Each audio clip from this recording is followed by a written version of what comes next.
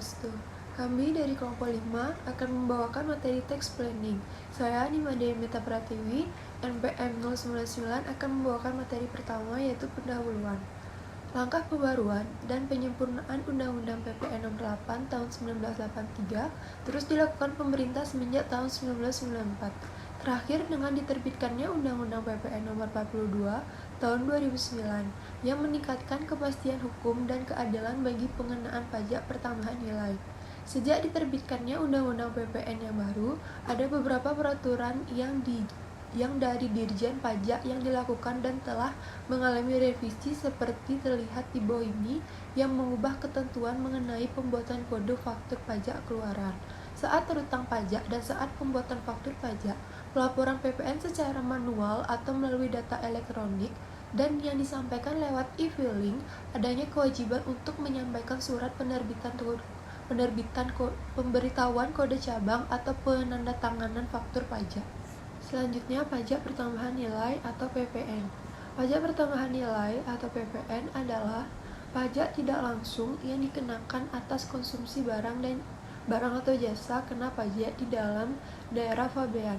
Setiap pembelian dan penjualan barang atau jasa dari pengusaha kena pajak dikenakan PPN. Selanjutnya ada objek PPN. Menurut Undang-Undang PPN Nomor 42 Tahun 2009 Pasal 4 Ayat 1, Pasal 16C dan Pasal 16D. Yang pertama ada penyerahan barang kena pajak atau BKP di dalam daerah pabean yang dilakukan oleh pengusaha tercantum pada Pasal 4 Ayat 1. Yang kedua, impor barang kena pajak tercantum pada Pasal 4 Ayat 1. Yang ketiga, penyerahan jasa kena pajak atau JKP di dalam daerah pabean yang dilakukan oleh pengusaha tercantum pada Pasal 4 Ayat 1. Yang keempat, pemanfaatan barang kena pajak tidak terwujud dari luar daerah pabean di dalam daerah pabean tercantum pada Pasal 4 Ayat 1.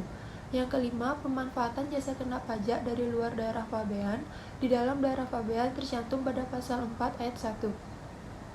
Yang keenam, kegiatan membangun sendiri di luar kegiatan usaha atau pekerjaannya yang dapat digunakan untuk tempat tinggal atau tempat usaha tercantum pada Pasal 16C. Yang ketujuh, penyerahan aktiva yang menurut tujuan semula tidak untuk diperjualbelikan sepanjang PPN pada saat perolehan dapat dikreditkan tercantum pada Pasal 16D.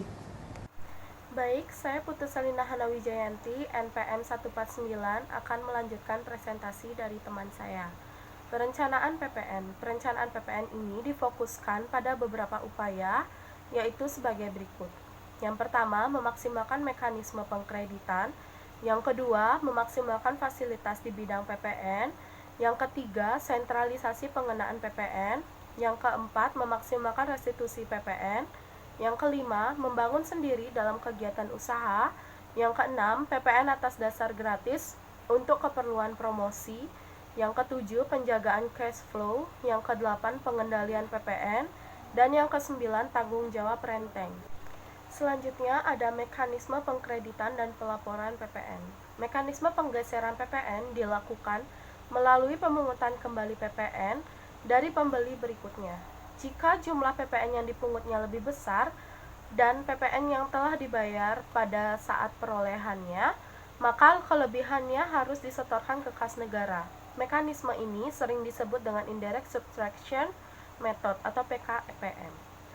Pajak keluaran. Pajak keluaran adalah PPN terutang yang wajib dipungut oleh pengusaha kena pajak yang melakukan penyerahan barang kena pajak, penyerahan jasa kena pajak, ekspor barang kena pajak berwujud, ekspor barang kena pajak tidak berwujud, dan atau ekspor jasa kena pajak.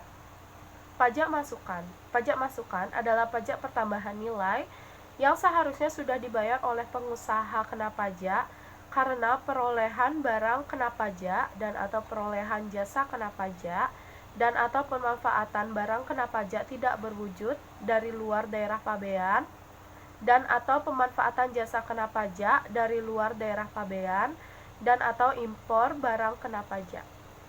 Selanjutnya ada mekanisme pengkreditan pajak masukan yang diatur dalam Pasal 9 Undang-Undang Nomor 42 Tahun 2009. Yang pertama, pajak masukan dikreditkan dengan pajak keluaran untuk masa pajak yang sama.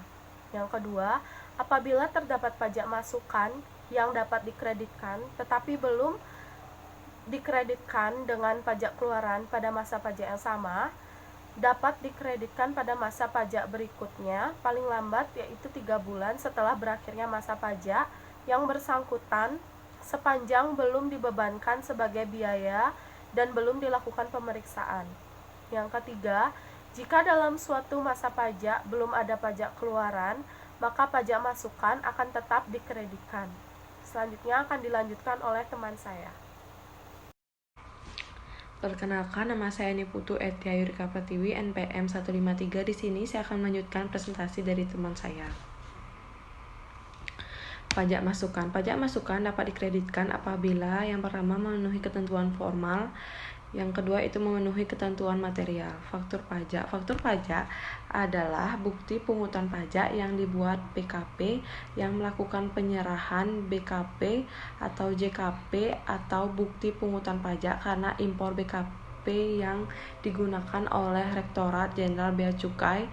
Secara umum, faktur pajak dapat dibagi menjadi 3, yaitu faktur pajak gabungan, dan yang ketiga itu dokumen tertentu yang dipersamakan dengan faktur pajak.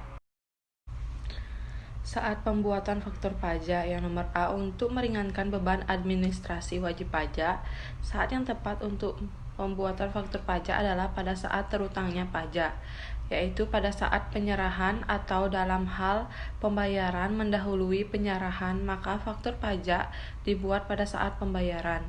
Dengan peraturan ini, wajib pajak tidak perlu lagi membuat faktur penjualan atau invoice yang berbeda dengan faktur pajak. Yang nomor B yaitu untuk membantu likuiditas wajib pajak saat penyetoran PPN dan pelaporan SPT, masa PPN diperlonggar menjadi paling lambat akhir bulan berikutnya setelah masa pajak berakhir.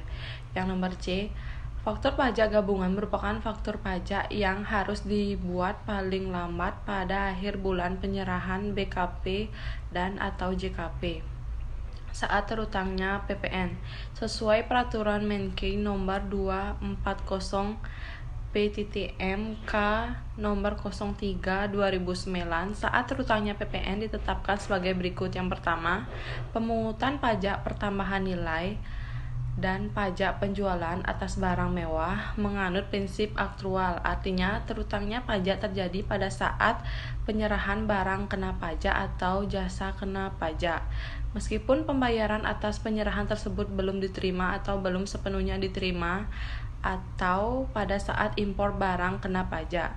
Saat terutangnya pajak untuk transaksi yang dilakukan melalui elektronik komersi tunduk pada ketentuan ini. Yang nomor 2, dalam hal pembayaran diterima sebelum penyerahan barang kena pajak atau sebelum penyerahan jasa kena pajak, atau dalam hal pembayaran dilakukan sebelumnya. Dimulainya pemanfaatan barang kena pajak tidak berwujud atau jasa kena pajak dari luar daerah pabean. Saat terutangnya pajak adalah pada saat pembayaran. Batas waktu penyetoran PPN dan pelaporan sesuai Perdijen Pajak Nomor 14 PJ 2010. Batas waktu penyetoran PPN dan pelaporan SPT masa PP ditetapkan sebagai berikut. PPN atau PPBM yang terutang dalam satu masa pajak harus disetor paling lama akhir bulan berikutnya setelah berakhirnya masa pajak dan sebelum SPT masa PPN disampaikan.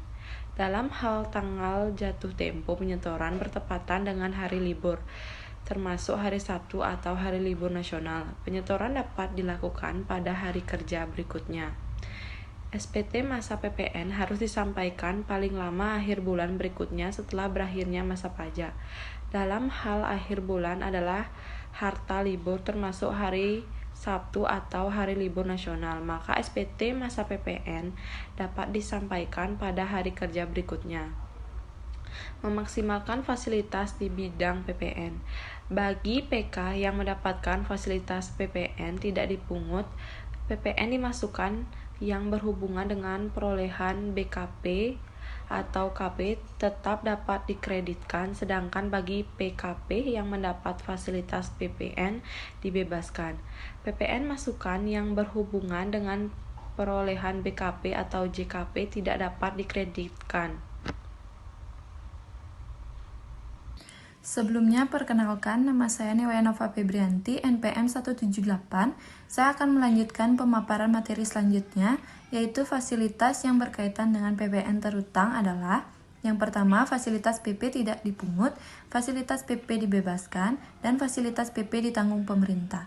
Kriteria wajib pajak yang dapat mengajukan permohonan pemusatan atau sentralisasi tempat PPN terutang kepada Kanwil DJP setempat, yakni: yang pertama, pengusaha kena pajak PKP yang terdaftar di KPP wajib dapat melakukan sentralisasi otomatis sesuai dengan KEP 335/PJ/2022 dalam hal PKP tersebut mempunyai satu atau lebih tempat kegiatan usaha, tempat terutang pajak untuk seluruh tempat kegiatan usaha tersebut ditetapkan hanya di tempat PKP dilakukan oleh KKP wajib pajak besar.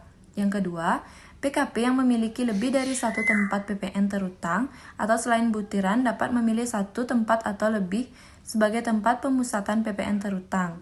Dalam hal PKP memilih satu tempat atau lebih sebagai tempat pemusatan PPN terutang, PKP dimaksud harus menyampaikan pemberitahuan secara tertulis kepada Kepala Kantor Wilayah dengan tebusan kepada Kepala KPP yang wilayah kerjanya meliputi tempat-tempat terutang yang akan dipusatkan oleh Per 19 PJ 2010. Berikutnya ada syarat-syarat pengajuan sentralisasi bagi pengusaha kena pajak yang memiliki lebih dari satu tempat pajak pertambahan nilai atau Per 19 PJ 2010. Yang pertama, pengusaha kena pajak dimaksud harus menyampaikan pemberitahuan secara tertulis kepada Kepala Kantor Wilayah dengan tembusan kepada Kepala KPP yang wilayah kerjanya meliputi tempat-tempat PPN terutang yang akan dipusatkan. Yang kedua, tempat tinggal, tempat kedudukan, atau tempat kegiatan usaha. Pengusaha kena pajak yang berada di kawasan berikat, berada di kawasan ekonomi khusus, mendapatkan fasilitas kemudahan impor tujuan ekspor, tidak dapat dipilih sebagai tempat pemusatan PPN terutang atau tempat PPN terutang yang akan dipusatkan. Yang ketiga, ada pemberitahuan secara tertulis harus memenuhi persyaratan. Selanjutnya, memaksimalkan retuisi PPN. Kriteria umum bagi manajemen dalam memutuskan perlu tidaknya mengajukan permohonan retuisi PPN, yaitu yang pertama, ada bila besarnya PP yang lebih bayar tersebut cukup signifikan atau material jumlahnya. Yang kedua, bila kondisi keuangan perusahaan mengalami gangguan cash flow. Yang ketiga, bila sudah diyakini kesiapan perusahaan untuk diperiksa oleh Fiskus. Dan yang terakhir, bila prediksi masa depan pembayaran PPN menunjukkan lebih bayar PPN. Selanjutnya, membangun sendiri tidak dalam kegiatan usaha. Membangun sendiri untuk tempat tinggal atau tempat usaha oleh orang pribadi atau badan dikenai PPN dengan kondisi sebagai berikut. Yang pertama, luas bangunan seluas 200 meter persegi atau lebih. Yang kedua, bangunan permanen. Yang ketiga, tarif 10% dikali 40% dikali biaya bangunan tanpa harga tanah. Dan yang keempat, disetor tiap bulan pada tanggal 15 bulan berikutnya sejak pembangunan dimulai. Perkenalkan, nama saya Niputu Ayu Cantika Dewi, NPM 227. Saya akan melanjutkan presentasi dari teman saya. Nah, yang selanjutnya yaitu ada PPN atas barang gratis untuk kepentingan promosi. Kejadian ini sering terjadi dalam praktik, baik pada saat perusahaan baru memulai kegiatan bisnisnya maupun pada saat perusahaan sudah berjalan dan sebagai bagian dari implementasi marketing strategi perusahaan. Mereka melakukan kegiatan promosinya untuk meningkatkan omset penjualan. Kebijakan ini diharapkan akan memberikan feedback bahwa bulan berikutnya akan mendapatkan tanggapan positif dari pelanggan dan calon pelanggan berupa order atau repeat order untuk bulan-bulan berikutnya. Masalahnya, memberikan surat kabar secara cuma-cuma adalah suatu transaksi penyerahan barang yang menjadi objek PPN. Jadi PPN-nya harus dibayarkan oleh perusahaan surat kabar tersebut dari harga pokoknya atau bukan dari harga jualnya.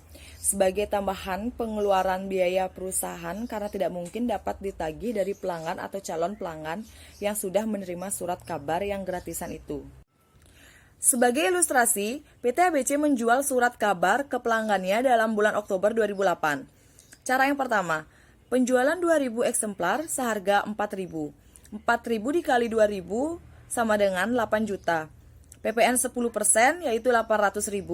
Harga yang difaktur, harga jual ditambah PPN yaitu sebesar 8.800.000. Bila dalam bulan tersebut terdapat pemberian cuma-cuma sebanyak 200 eksemplar, maka akan dikenakan PPN 10% dari harga pokoknya. Misalkan harga pokoknya yaitu 2.500 per eksemplar. Tambahan beban PPN atas pemberian cuma-cuma yaitu 10% dikali 200 eksemplar dikali 2.500 sama dengan 50.000. Bila cara pertama ini yang ditempuh, maka dalam bulan Oktober 2008 tersebut PT ABC harus menyetorkan pembayaran PPN ke kas negara sebesar 850.000. Yang selanjutnya yaitu bagaimana tax planningnya. Bila PT ABC mau menghemat pajak atas pemberian cuma-cuma tersebut, maka hal ini dapat dilakukan dengan cara mengubah invoicing atau pemakturan dalam faktur pajaknya sebagai berikut. Yaitu cara yang kedua, yaitu penjualan 2.200 eksemplar seharga 4.000. 2.200 dikali 4.000 sama dengan 8.800.000. Diskonnya yaitu 800.000. Dasar pengenaan pajak jadinya 8 juta. PPN 10% sebesar 800.000. Harga yang difaktur yaitu harga jual ditambah PPN yaitu sebesar 8.800.000. Keuntungan cara yang kedua. Bagi PT ABC atau penjual, tidak perlu harus bayar PPN tambahan sebesar 50.000 atas pemberian cuma-cuma itu. Cara ini menghemat cash flow perusahaan karena mengurangi PPN terutang yang harus dibayar pada bulan berikutnya. Bagi pembeli atau distributor, tidak ada dampaknya terhadap harga yang harus dibayar karena dengan pembayaran yang sama sebesar 8.800.000, mereka memperoleh jumlah eksemplarnya yang sama yaitu 2.200 eksemplar. Sekian presentasi dari saya. Presentasi selanjutnya akan dilanjutkan oleh teman saya.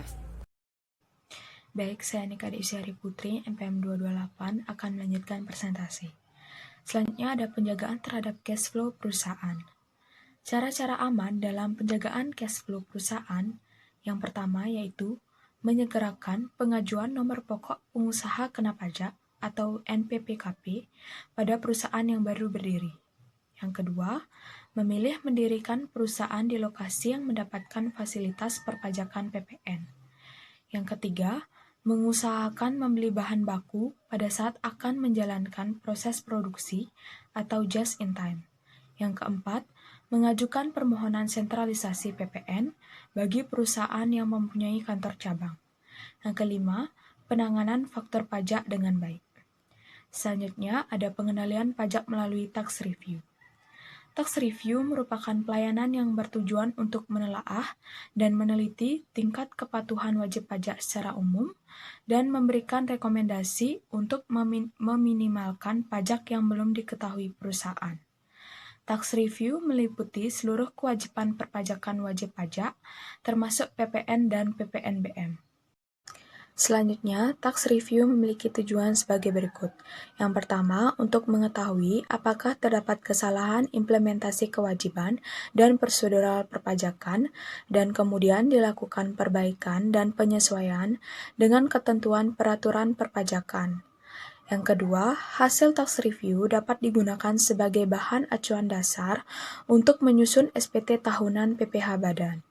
Yang ketiga, hasil tax review dapat dimanfaatkan sebagai upaya antisipasi apabila sewaktu-waktu dilakukan pemeriksaan pajak. Selanjutnya, tax review untuk menangani masalah kepatuhan. Untuk menjaga agar tetap menjadi wajib pajak patuh, maka perusahaan seharusnya mempunyai program yang disebut dengan tax review. Yang pertama, review waktu penerbitan faktur pajak. Yang kedua, periksa apakah PPN masukan atas pembelian berhubungan dengan kegiatan usaha atau bisnis perusahaan dan telah dikreditkan dengan PPN keluaran. Yang ketiga, review penyiapan SPT masa PPN. Yang keempat, memastikan memiliki sistem billing atau penyimpanan dokumen PPN yang cukup untuk dapat menghadapi pemeriksaan pajak dengan baik. Yang kelima, hasil ekualisasi harus dapat menjelaskan berkaitan dengan perbedaan antara penjualan yang dilaporkan pada SPT PPh Badan dengan penjualan yang dilaporkan pada SPT masa PPN. Perkenalkan, nama saya Niputu Wijayanti Dena Intan Dewi, NPM 1933121310. Di sini saya akan melanjutkan presentasi dari teman saya. Tax review diharapkan dapat mengendalikan beban pajak perusahaan yang diakibatkan tidak dipenuhinya kewajiban perpajakan dengan benar dan tepat. Tujuan tax review PPN yang A. Untuk mengetahui sejauh mana unit bisnis melakukan pemenuhan kewajiban perpajakan PPN-nya sesuai dengan peraturan perpajakan. Yang B. Meminimalisasikan terjadinya transaksi berkaitan dengan PPN yang dapat menimbulkan risiko permasalahan perpajakan.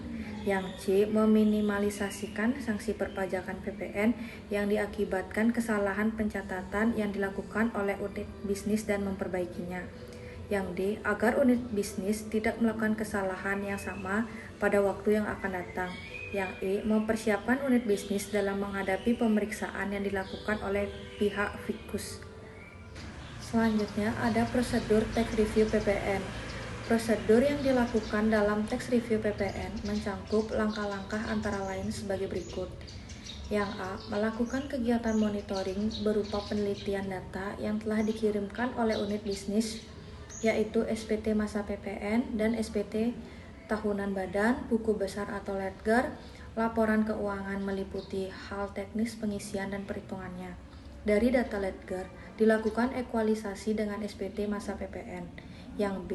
Meminta bukti atau dokumen pendukung untuk di cross-check terhadap objek PPN seperti invoice penjualan, faktur pajak masukan, faktur pajak keluaran, bukti kas, debit nota, kontrak jual beli atau servis, PO, bukti penyerahan barang atau jasa yang berkenaan dengan objek pajak PPN.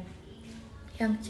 Merekonsiliasikan atau mengkualifikasikan data objek pajak berupa pendapatan atau omset di ledger dengan SPT masa PPN. Selanjutnya ada tanggung jawab renteng. Pada awalnya, ketentuan tanggung jawab renteng ini diatur dalam pasal 33 UU KUP nomor 16 tahun 2000. Kemudian, ketentuan ini dihapus dalam UU KUP nomor 28 tahun 2007. Kemudian dihidupkan lagi melalui penanaman pasal 16F ke dalam UU PPN nomor 42 tahun 2009, yakni pembelian barang kena pajak atau penerimaan jasa kena pajak bertanggung jawab secara renteng atas pembayaran pajak sepanjang tidak dapat menunjukkan bukti bahwa pajak telah dibayar. Sekian yang dapat kelompok 5 sampaikan. Maaf jika ada kekurangan, karena kesempurnaan itu lagu milik Rizky Febian. Jika ada kesalahan, mohon dimaafkan. Bila ada perasaan, mohon diungkapkan. Hidup kesepian tanpa kekasih. Cukup sekian dan terima kasih. Om Santi Santi Santi Om.